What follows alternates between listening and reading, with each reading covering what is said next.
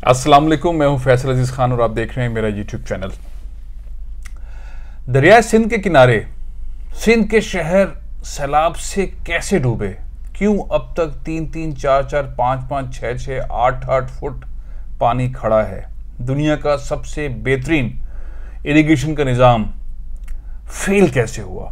क्या इस पर सो मोटो एक्शन होगा, कोई जीआईटी बनेगी या कोई इंक्वायरी होगी, क्या होना चाहिए। ये डिबेट हो रही है। ये डिबेट कहाँ हो रही है, किस सतह पर हो रही है, इस पर मैं आपको आगे चल के बताता हूँ। दूसरी अहम खबर यह है कि इमरान खान साहब ने जो पत्ता फेंका था, सब उस पत्ते के पीछे हैं। ख्वाजा आसिफ साहब ने वो पत्ता लेके आगे पहुंच गए कि हम बातचीत को तैयार हैं। इमरान खान साहब ने जिस स्विंग बॉलिंग का मुजाहरा किया, पॉलिटिक्स के अंदर शायद ऐसी मिसालें नहीं मिलती। वो दबाव डाल रहे हैं, मुसलसल दबाव डाल रहे हैं, मुसलसल दबाव डाल रहे हैं, जलसे कर रहे हैं, रेगुलर जलसे कर रहे हैं और उन जलसों के अंदर आवाम को अपने साथ मिला रहे हैं और उस पीक पर आवाम को ले गए कि अगर वो कॉल देंगे, जिसकी उम्मीद है कि वो 23 या 24 सितंबर को कॉल देने के करीब होंगे। अगर वो कॉल देते हैं तो आवाम किस अंदाज में आएगी।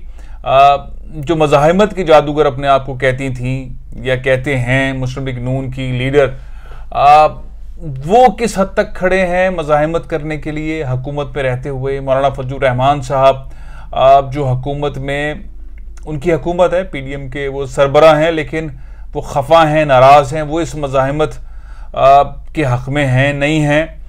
लेकिन इमरान खान साहब ने सबको ऑलमोस्ट बांध के एक स्टूल पे बिठा रखा है।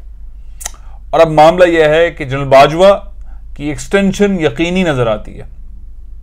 ये मामला डील के हैं या कुछ और तय हुआ है। डील की भी डेफिनेशन एक बार फिर बताने की जरूरत है। डील होती क्या है, इमरान खान ने डील की या डील क्या होती है, इसको भी डिबेट किया जा रहा है, इसको भी डिस्कस करता हूं। अब तीसरी और अहम खबर जिससे बहुत तकलीफ और दुख है, जिस तरह सैलाब वाले मामले में तकलीफ और दुख है कि करप्शन हो रही है और इरिगेशन के निज़ाम, दुनिया का मजबूत तरीन इरिगेशन का निज़ाम इस सैलाब को इसको नहीं संभाल पाया, तो आखिर वजह क्या थी। और अब करप्शन हो रही है और बेतहाशा करप्शन हो रही है। आटा जो है 135 रुपए किलो तक पहुंच गया है, खाने पीने की अशिया नहीं है। बहुत बुरा हाल है गवर्नेंस मैनेजमेंट का। सिंध में तो बहुत ही बुरा हाल है। ब्यूरोक्रेसी करप्शन के अलावा कुछ नहीं कर रही। 2-4 मोटे मोटे केसेस हैं, वो भी चल के आगे बताऊंगा, लेकिन तकलीफ दे इससे बढ़कर बात है। 1 जनवरी 1985 से जिसने जितनी करप्शन की वो माफ। ये कानून तय हो गया। सदर मुमलिकत ने साइन नहीं किया, नैब के कवानीन में तरमीम हो गई है और उस तरमीम के बाद यह तय पा लिया गया है पाकिस्तान में कि 1 जनवरी 1985 से जिसने जितने पैसे बनाए हैं उससे पूछा नहीं जाएगा। वो सियासतदान है, वो ब्यूरोक्रेट है, वो कोई भी है, ABCD, उसने जितने पैसे बनाए उससे बिल्कुल नहीं पूछा जाएगा। आम माफी, करप्शन की आम माफी उस पर, यानी कि वो अब आज पहला दिन है कि आज से पाकिस्तान में कोई करप्शन कर ले कुछ नहीं होगा। अगर करप्शन करेंगे, अगर फर्ज करें मेरे पास कोई 40-50 करोड़ रुपए आ जाएं, अल्लाह करे आ जाएं, तो नैब को साबित करना है मेरे पास कहां से आए। मैंने साबित नहीं करना कहां से आए, नैब ने साबित करना। और अगर नैब साबित नहीं कर सकी, नैब का वो अफसर साबित नहीं कर सका, तो उसको फिर 5 साल सजा होगी। ये तो मैं आम पाकिस्तानी की बात कर रहा हूं। तो सियासतदानों के खिलाफ या ब्यूरोक्रेट्स के खिलाफ अब नैब क्या काम करेगी। उसके हाथ पांव मुंह टांगे शांगे बांध के साइड पे फेंक दिया है। यानी कि मियां मोहम्मद नवाज शरीफ साहब जब सियासत में तशरीफ लाए, बेनजीर भुट्टो साहब जब पाकिस्तान पीपल्स पार्टी की उन्होंने बागडोर संभाली, वो पाकिस्तान तशरीफ लाई, तब से लेके अब तक पाकिस्तान पीपल्स पार्टी के सारे केसेस, जितने भी जरदारी साहब से मुताल्लिक, उनकी पार्टी से मुताल्लिक, मियां मोहम्मद नवाज शरीफ से मुताल्लिक, उनकी फैमिली से मुताल्लिक जितने केसेस, और सब माफ, सबके सब माफ, सबके सब माफ, सबके सब माफ। कोई केस भी अब नहीं चलेगा। जो अरब खरबपति बन गए वो उनका पैसा है। और लाजवाब बात यह है कि अगर किसी सियासतदान, किसी ब्यूरोक्रेट, किसी भी ऐसे शख्स जिसको आप कहेंगे करप्ट है और इसके पास पैसा कहां से आया, और उसके अहले खाना, उनकी बेगमात, उनके बच्चे, उनके साले सालियां, उनके खानदान के लोग, उनके पास पैसा कहां से आया, और अगर वो खुद पैसे देते तो नैब के अब इस कानून के तहत जो अहले खाना है उनका जो पैसा है वो उस साहब, उन सियासतदान, उन ब्यूरोक्रेट्स, उन जिन भी शख्सियात, वो जुमरे में नहीं आएगा, वो उनका अपना पैसा है। यानी कि पैसा बनाएं और बीवी के नाम कर दें तो पकड़ में नहीं आएंगी बेगम साहिबा, उनके बच्चे, उनके साले सालियां, भाई भाई, चचा मामू, कोई इस पकड़ में नहीं आएंगे, कोई भी पकड़ में नहीं आएंगे। और फिर एक और मामला ये है कि अब करप्शन 50 करोड़ रुपए से ऊपर गिनी जाएगी, 50 करोड़ रुपए से नीचे करप्शन नहीं गिनी जाएगी। बिल्कुल कोई केस नैप का नहीं बनेगा, साथ ही कोई केस नहीं बनेगा, करप्शन के मामला को इस अंदाज में देखा जाएगा। कुछ लोग कहते हैं कि अच्छा हुआ, वो असल में पाकिस्तान में बिजनेस प्रॉपर अंदाज में नहीं होता, वगैरह वगैरह वगैरह। और इसमें एक और कानून, एक और शिक है, वो ये है कि अगर किसी की ज़मीनों से मुतालिक, प्लॉटों से मुतालिक, मकानात से मुतालिक, प्लाजा से मुतालिक कोई चीज़ आएगी सामने, तो वो मार्केट रेट के ऊपर तय नहीं होगा, वो deputy commissioner rate, revenue rate जो होता है, डीसी रेट जिसे कहते हैं, उसके तहत तय किया जाएगा। तो मामला खत्म। यानी कि मार्केट रेट, डीसी रेट जो है वो 2 लाख रुपए एकड़, और सिंध में बहुत सारी जमीनें 2 लाख रुपए एकड़ पे, इससे भी कम पे भी होती हैं। बैरियर टाउन की जो है 25-25 हज़ार रुपए एकड़ के ऊपर रही हैं। मार्केट वैल्यू उनकी 50-50 करोड़ रुपए, 20-20 करोड़ रुपए। तो सरकारी रेट 20-25 हज़ार, 2 लाख रुपए, 5 लाख रुपए डीसी रेट, और मार्केट रेट उसका 50 करोड़, 1 अरब। तो अब गिना जाएगा करप्शन के अंदर डीसी रेट, और माल बनाएंगे मार्केट रेट में। तो ये अब सब कुछ हो गया है, अब ये सब कुछ हो गया, निपट गया मामला। अब पाकिस्तान में करप्शन जो है वो कानूनी, अब इसको तकलीफ कहें क्या कहें कि मेरे जेब से, मेरी कौम की जेब से पैसा निकालकर लूटने वालों को माफ करने का कानून कौमी असम्बली ने पास कर दिया है, और अब वो लागू हो गया है, और अब कोई पकड़ धकड़ नहीं होगी, अब खुल के खेलो। तो ब्यूरोक्रेसी इस वक्त खुल के खेल रही है। सैलाब के अंदर लोग डूबे हुए हैं, मरे हुए हैं, तकलीफ में हैं, उनका राशन चोरी हो रहा है, उनके टेंट चोरी हो रहे हैं, उनके माल पे इंटरनेशनल फंडिंग ऑर्गेनाइजेशन गवर्नमेंट को पैसे नहीं दे रहे हैं, वो एनजीओज को पैसे देने की ऐलान कर रही हैं। जो अच्छी एनजीओज है, मैं नाम, सारे अच्छा काम कर रहे हैं, लेकिन कुछ एनजीओज को तो नाम लिख कर दिया जा रहा है कि कनाडा ने कह दिया हम गवर्नमेंट को पैसे नहीं देंगे भाई। यूके एड ने कमेटी बना दी है यहां पे, हम गवर्नमेंट को पैसे नहीं देंगे। आपने शहबाज शरीफ साहब का तो हाल देख ही लिया, अब वो जिस तरह से घूमते फिरते कंफ्यूज होते हुए, कुछ लोगों ने कहा मिस्टर बीन लग रहे हैं, कुछ लोगों ने कुछ कहा, लेकिन बहरहाल तकलीफ हुई। वजीर आजम पाकिस्तान थे, बहुत इख्तलाफात हो सकते हैं, होने चाहिए, लेकिन जब वो पाकिस्तान को रिप्रेजेंट करते हैं तो मेरे भी वजीर आजम है, आपके भी वजीर आजम है, उस वजीर आजम को वजीर आजम टाइप का, यानी कौम का लीडर के तौर पर नजर आना चाहिए।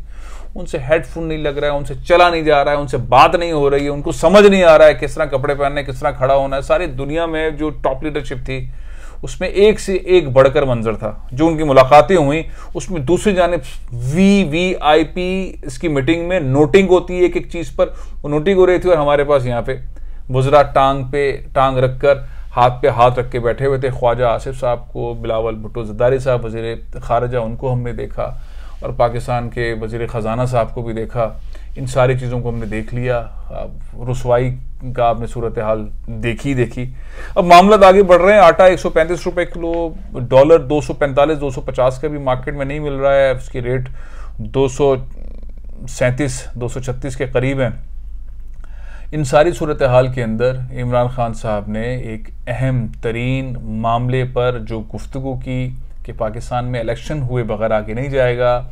दुनिया के बहुत सारे थिंक टैंक्स इस बात को लिख रहे हैं, खुलकर बात कर रहे हैं कि किसी भी सूरत में पाकिस्तान में इलेक्शन कराए बगैर ये मराहिल हल नहीं होंगे। मईशत के, सियासत के, करप्शन के, गवर्नेंस के, मिसमैनेजमेंट के ये मसले हल नहीं हो सकते। एक ही हल, और वो है इलेक्शन। और इमरान खान साहब ने एक नया पत्ता दिया है कि इलेक्शन तो कराएंगे, लेकिन जब भी इलेक्शन होंगे उसके बाद ही तय होगा आर्मी चीफ, वो हुकूमत आके बनाएगी, आर्मी चीफ कौन होंगे। तब तक जनरल बाजवा आर्मी चीफ रहेंगे और वो कंटिन्यू करेंगे। अब लग ये रहा है कि 3-4-5 हफ्तों के अंदर ही तारीख आने वाली है, क्योंकि ख्वाजा आसिफ साहब को, क्योंकि बड़ी अहम पोस्ट के ऊपर है, उनको बता दिया गया है और उन्होंने आज कह दिया है कि हम बात करने को तैयार हैं।